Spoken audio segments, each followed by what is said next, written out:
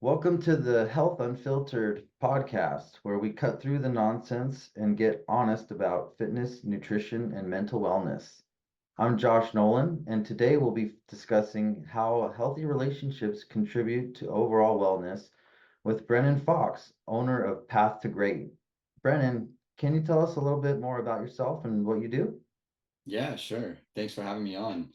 My name is Brennan. Like you said, I have a personal development company. And what I do within the personal development company is I just help people to go through very specific baby steps, if you will, of working their way all the way through personal development. So we cover faith, family, we cover health, we cover personal finance, building community, and social and emotional wellness.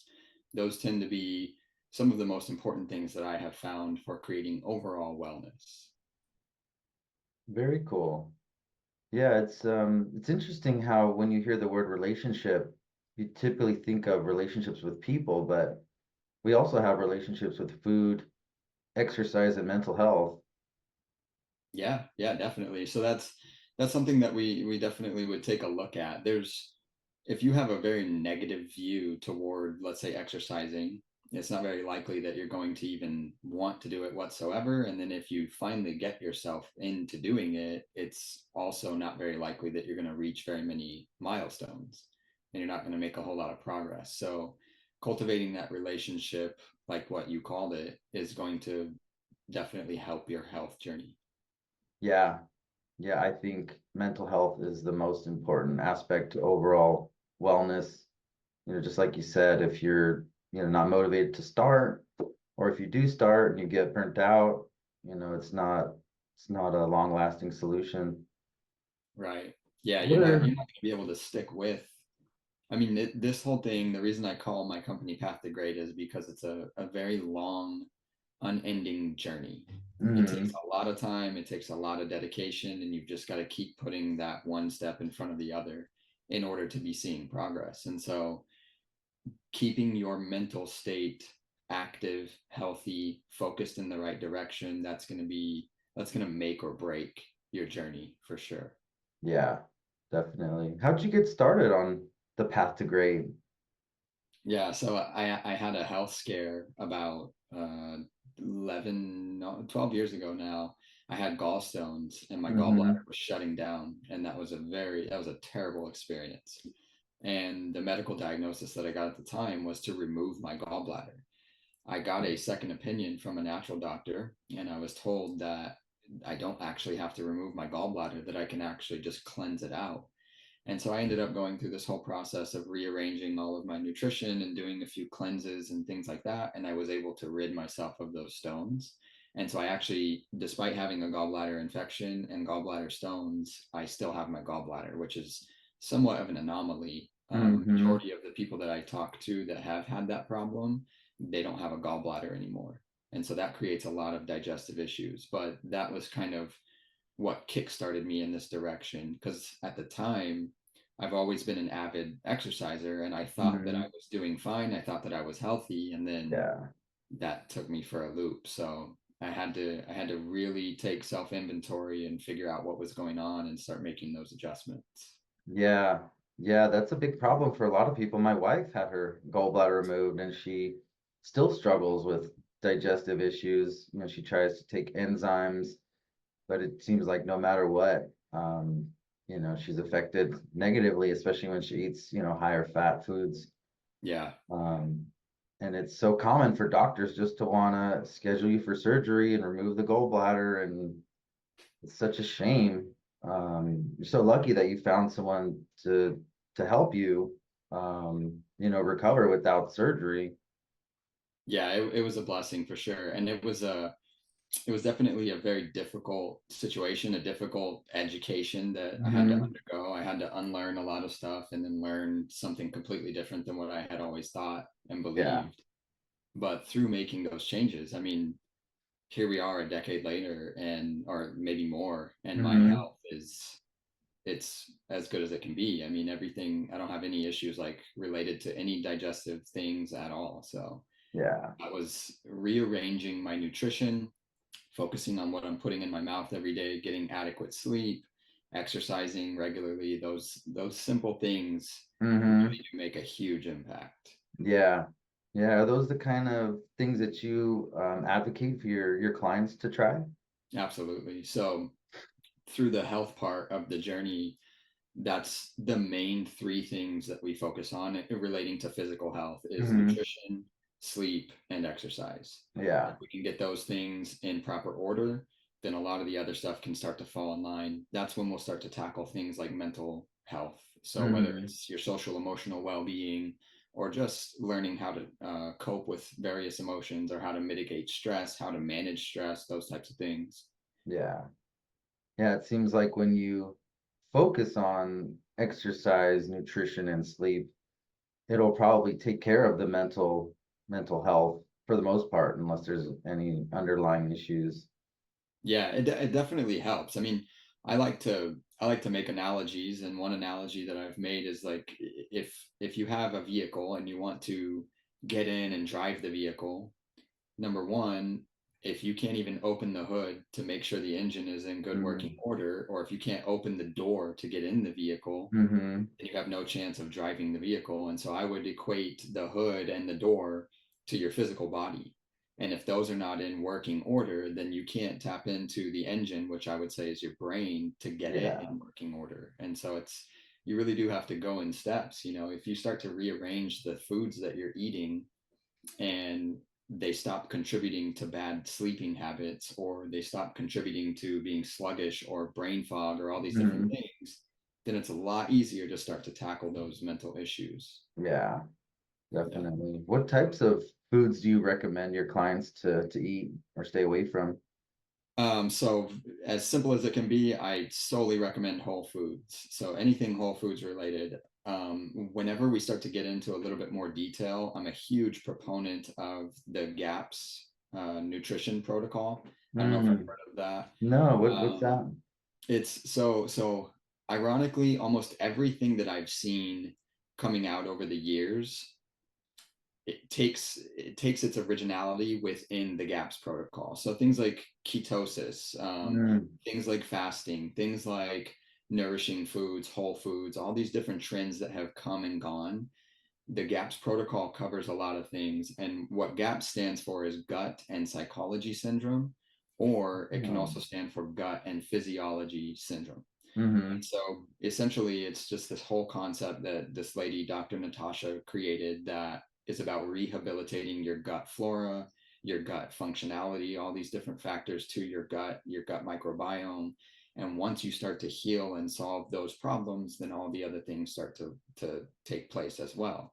And so it's kind of like an elimination diet. You would start all the way at the beginning, depending on whatever symptoms you're dealing with, and you would start out with eating things like just chicken stock or chicken broth that Mm-hmm. you have homemade yourself. Very basic, very simple. Yeah. Eliminate all the things that are causing problems to your gut and your digestion, which are also in turn causing problems to your physiology and or your psychology. And once you start to heal the gut, then you can introduce more still whole foods, but more Mm-hmm. whole foods that are a little bit more difficult to digest. And once you get that process working really well, then like we were just talking about, that's when you can start to tackle the mental issues or relationship issues or whatever it may be. Yeah. Yeah. Getting that underlying nutrition figured out is really critical. I mean, it's really interesting how we're the only species on this planet that doesn't know what we're supposed to eat. Yeah. So Well, and many, so so many a options part out of, there. yes, for sure. A branch off of the GAPS protocol, once you make it through the GAPS protocol and you think that you have rehabilitated your gut, or you've got Mm-hmm. testing to confirm that you've rehabilitated your gut, you move into what's called nourishing traditions.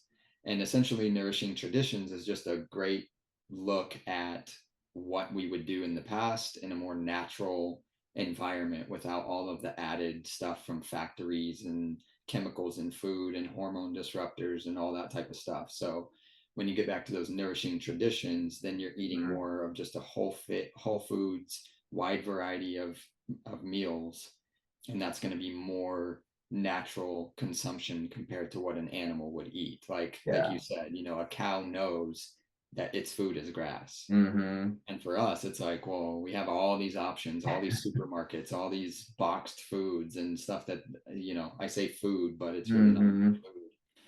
And that can get overwhelming. And yeah, you definitely might not know what to consume. So Yeah. all these different resources are very helpful for sure. Mm-hmm. Have you heard of the book Nourishing Traditions by Sally Yes. Fallon? Yeah, that's the book I'm referring to. Oh yeah, yeah, that's great. It's so much information in there. Yeah. It's like half of the book is information and the other half is recipes. Yes, there's a I'm ton of still trying to recipes in get there. through it. Yeah, so she used the GAPS protocol and all the Mm, work done by Dr. Natasha McBride. She used hmm. all of that to create the Nourishing Traditions Ah, philosophy and recipes and things like that. I'm gonna have to get back into it. It's so Yeah, interesting, but it's sometimes it can be really dense and really hard to get through that material. absolutely. Yeah, and then so that's where I would come in, because a lot of these things can seem very daunting, and when you're just Hmm. gathering a ton of information, you may feel overwhelmed. And so a big part of our process is to go step by step and get little wins along the way so that we can start to build toward progress and start to feel and see that progress. And Yeah. so essentially you're just going to walk through a plan that is more effective than if you're just trying to tackle everything yourself, because that's been our experience, my wife and I. That's what we've done. And yeah, Hmm. it can get very overwhelming. And I guess it just depends on how far you're willing to go, how dedicated you are, how extreme you want to get. um, but yeah, it's definitely worth it to put in that effort. Yeah. So how would you recommend people to start changing their diet and start that approach? I mean, you Start mentioned the changing. elimination diet, but if someone's not ready to go hardcore and cut out everything except for, basic whole foods, what would you recommend for someone like that? Yeah, so if someone's not willing to cut out everything and go They're for whole not food. ready to do an elimination diet, but they want to start changing what they're eating. Okay. Yeah. Yeah, I would say so. An elimination diet is where you take essentially everything out of your Mm-hmm. nutrition and then you re-implement one food at a time over a course of time to see how it's impacting your body. Right. So I wouldn't necessarily say you need to do any kind of elimination diet, but I would say you have to eliminate certain food products, which are going to be things like processed foods, Mm-hmm. seed oils, very simple carbohydrates, food coloring, Yeah. flavoring, just all this type of stuff. And so the two main things that I focus on is, at least in the beginning, is paying attention to the ingredients. Mm-hmm. There's an ingredient list. Read every ingredient, know and understand what it is, and know and understand how it impacts your body. If it's a Yeah. whole food, then it has no ingredient list, right? Mm-hmm. If you're buying a raw chicken from the store that you need to cook, the ingredient is chicken.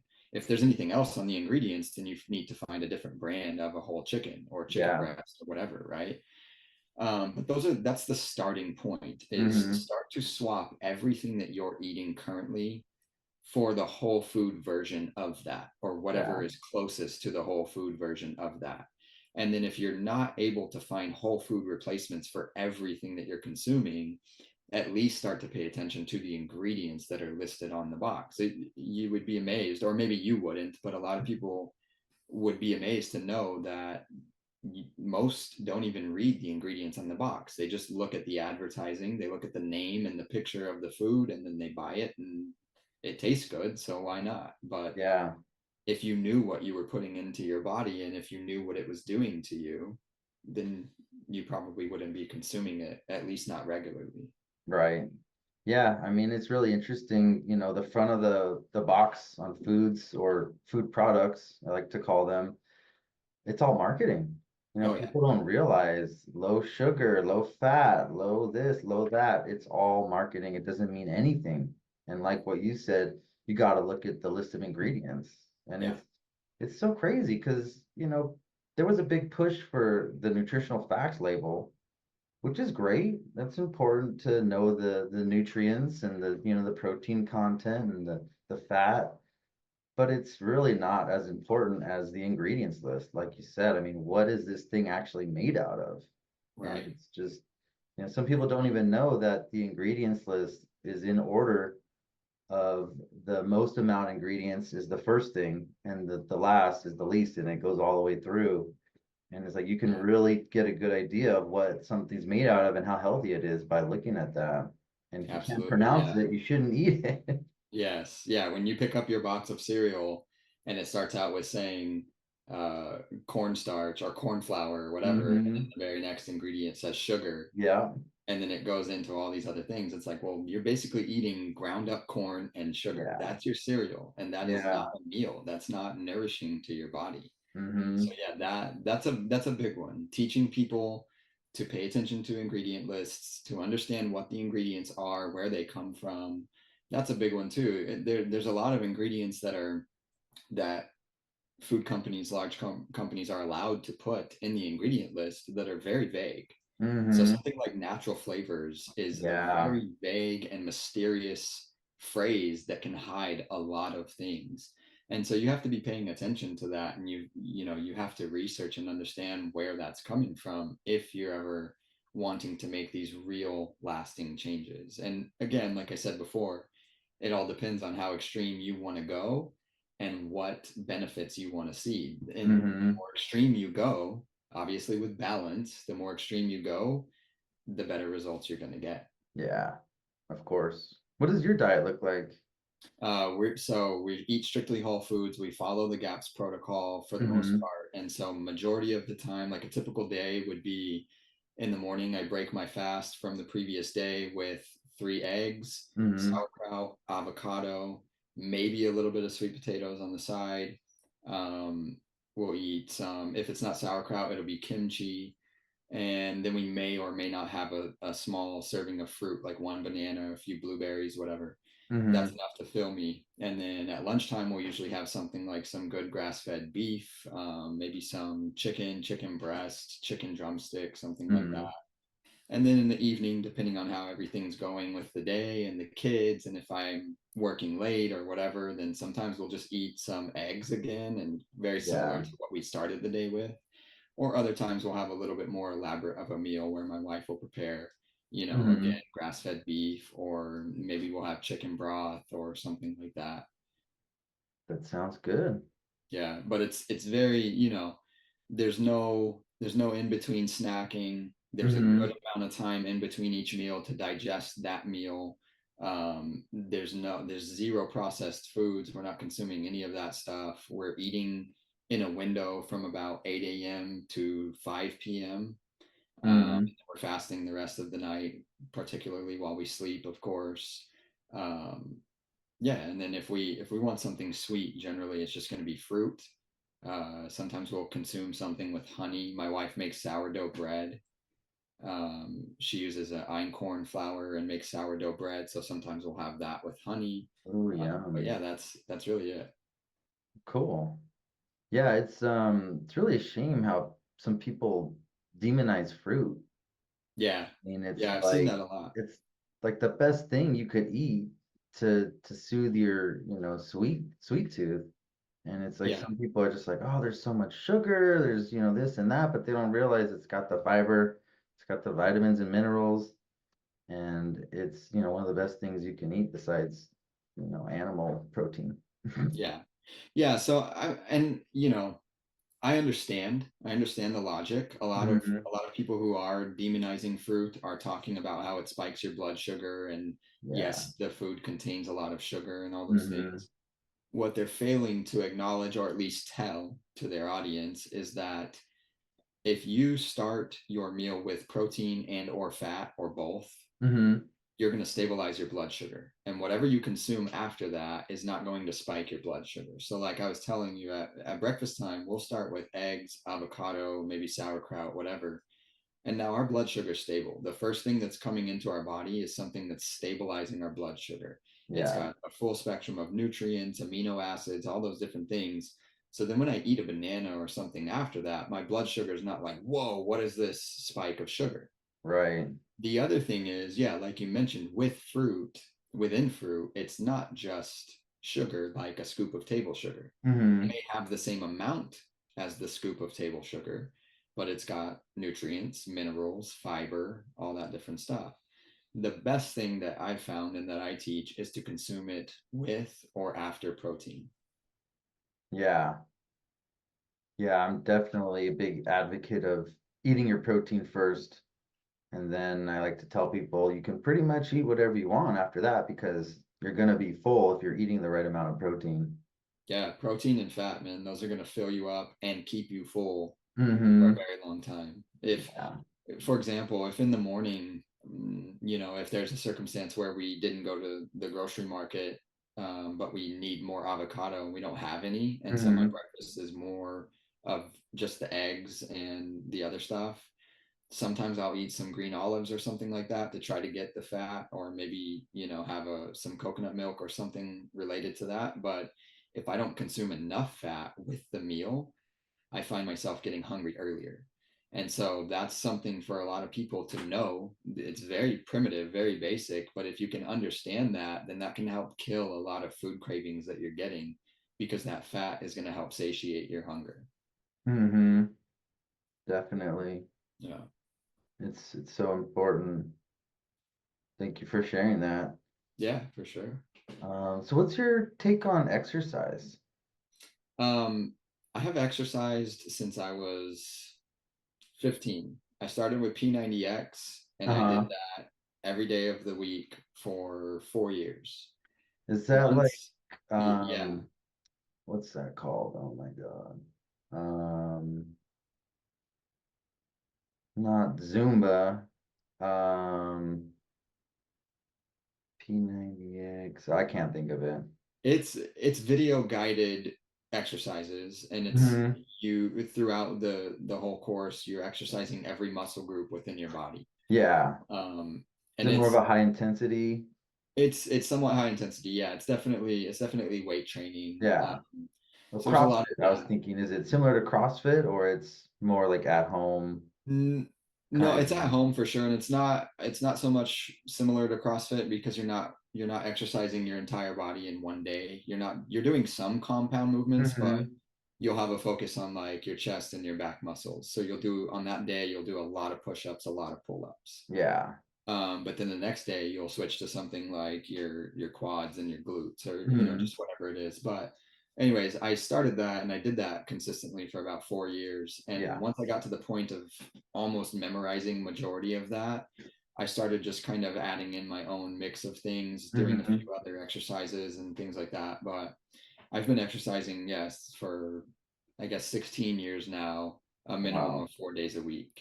And Yeah. so my philosophy on exercise is, number one, now, which it didn't used to be this way, number one is to focus on movements, Hmm. quality movements that are going to produce lengthening the muscle, as opposed to only trying to strengthen the muscle. And so one big key that I was missing for a long time is I was losing flexibility, and now I'm finally regaining it, but I was losing flexibility and mobility because I was doing Yeah. I was doing a lot of movements that were hyper focused on contraction. And Hmm. so when you're doing a bicep curl, the main focus is not the contraction at the top of the movement. The main focus is how long and deep of a stretch can you get at the bottom, how much can you Yes. resist the negative motion. Hmm. That's what's going to not only strengthen the muscle but also allow for more mobility. And so it's the Yeah. same thing with your shoulders, your hips, your knees, maybe your low back, all these things that may be aching later on in Hmm. age. That's largely due to a lack of mobility in those regions. Yes. Do you do any yoga or I any don't do yoga. mobility I do work? a lot of stretching. I do a lot of non-yoga stretching. Hmm. For me personally, because of my faith, I stay a little bit away from yoga because it tends to have a lot of added spirituality mixed into Hmm. it. It's not Yeah. That's not the case, obviously, in any kind of basic yoga, and there's a lot of really good poses that are great for your body. But once it starts Yep. to get into that side of things, I don't find it entirely necessary. I Mm. do understand and agree with the notion to control your mind and to start to reach enlightenment in all those different types of ways. I just have different modalities of getting there. Yeah. So those 4 days a week that you're exercising, is that all strength training or is that some mobility mixed in or?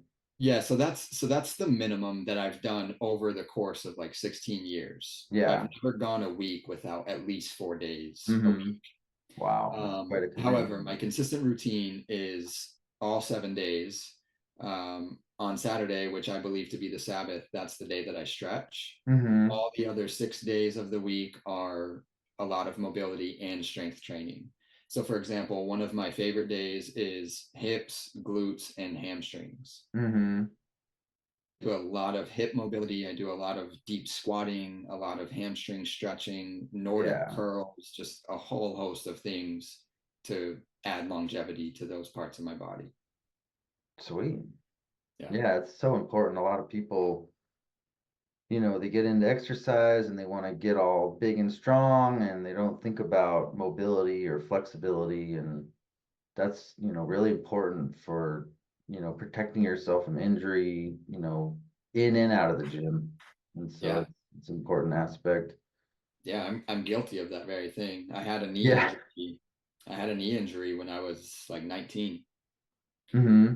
and I didn't, I realize now in hindsight, of course, that I had been neglecting the mobility of my knees. And so I had always been squatting and doing calf raises and stuff like that. But that's more of a focus on growing the muscles larger, the Yeah. main muscles. That's not a focus on moving through various motions so that when I'm Mm-hmm. moving through those motions with high intensity or pressure, like playing basketball, I Yeah. need to be able to handle that motion. And if I'm not doing a full range, if I'm not fully bending my knees and allowing my Mm-hmm. knees to go over my toes and all those different things, Right. I'm setting myself up for failure and quite possibly injury. Yeah. Are you familiar with Ben? Oh, yeah. The toes guy? Yeah. Huge fan. He's great. I tore my Yeah. meniscus a few years back, and I used some of his stuff to help me, recover and rehabilitate, and it's really incredible. Yeah. Yeah. I use a ton of the stuff from the ATG program. Yeah. Hmm. Very cool. Yeah. Well, we're running down on our time here, and I wanted to ask you one last question. How does nutrition, exercise, and sleep work together to create a balanced and healthy lifestyle? Well, so like I was saying before, if you're not doing all parts relating to health, Hmm. then the parts that you are doing, you're not going to be getting um, the full amount out of them that you could otherwise be getting. And so, for example, if you're eating really well and you're exercising, but you're sleeping 4 or 5 hours a night, Yeah. I don't care how well you eat or how hard you exercise, you're not going to overcome that problem. Same Hmm. thing with if you're exercising a lot, you're sleeping well, but you're eating garbage. You're Yeah. putting things that aren't food into your body. Hmm. You can't outwork that poor nutrition. And so, if you're not doing all of those things together so that it's fully encompassing all of those different facets, you're not going to see the health benefits that you could otherwise be seeing. You may see some health benefits. Anybody Hmm. who goes from a stagnant lifestyle to exercising more, whether they're sleeping or eating well or not, they're going to see improvement.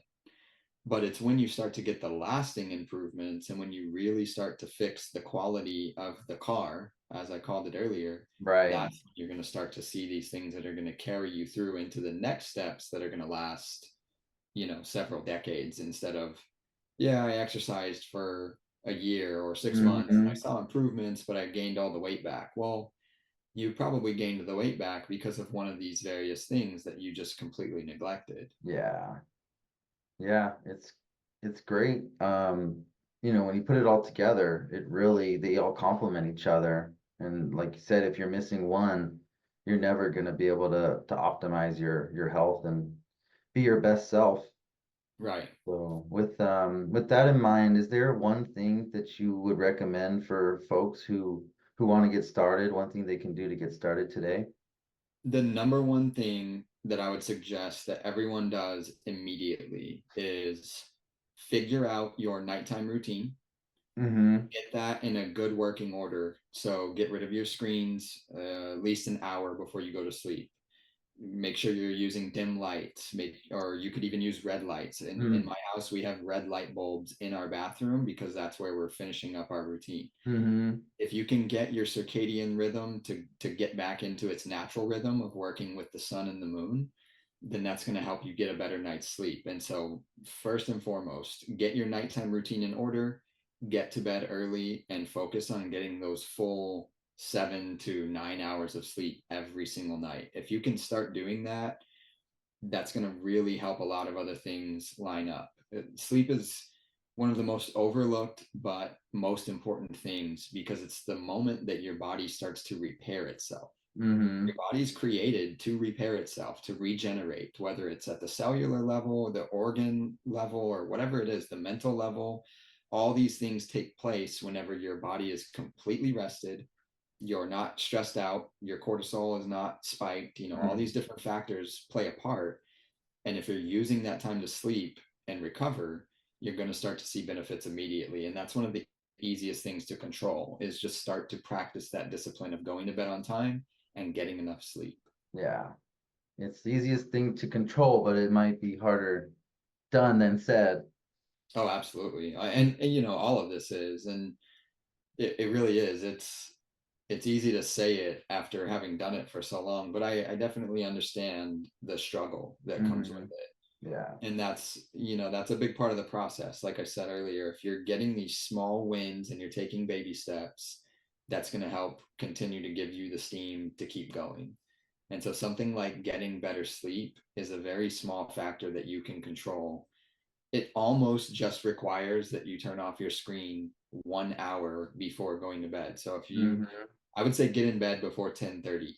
But if 10:30 is your bedtime, then turn off any screen. Don't look at any more screens for any reason other than an emergency before 9:30. Mm-hmm.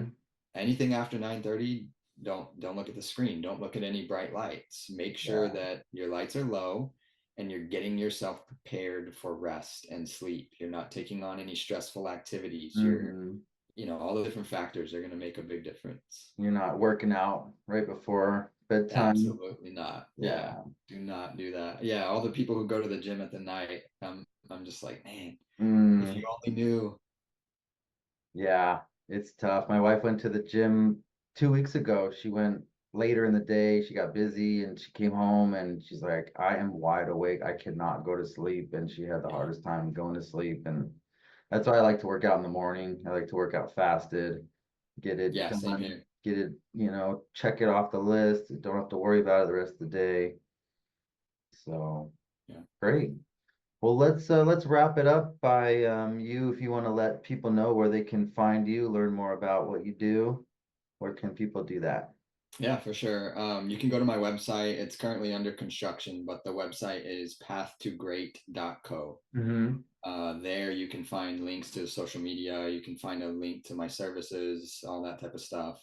I'm on basically every social media, so you can just search Path to Great, or you can search my name, Brennan Falks, and you'll find me. Awesome. Well, we'll put those links in the show notes. And thank you for joining us today. I had a great conversation. Yeah, absolutely. Thanks for having me, Josh. No worries. Have a good one, everybody.